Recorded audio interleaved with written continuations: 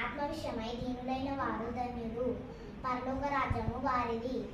దుఃఖపడు వారు ధన్యులు, వారు ఓదార్చబడుదురు. సాత్వికులు ధన్యులు, వారు భూలోకం వారిది. కనికరించగలవారు ధన్యులు, వారు కనికరం పొందుదురు. సమాధానపరచువారు ధన్యులు, వారు దేవుడు కుమారులు అనబడుదురు. హృదయ శుద్ధి గల వారు ధన్యులు, వారు దేవుని చూచెదరు. నీతి నిమిత్తము హింసించబడువారు ధన్యులు, వారు పరలోక రాజ్యము చూచెదరు వారిది. నీతి కొరకై ఆకలి దప్పువారు ధన్యులు, వారు పొందెదరు.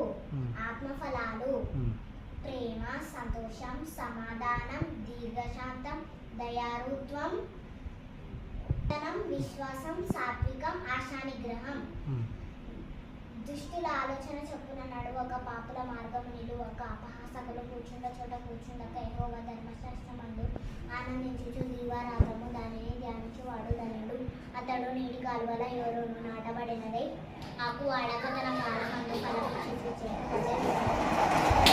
ఆమేన్.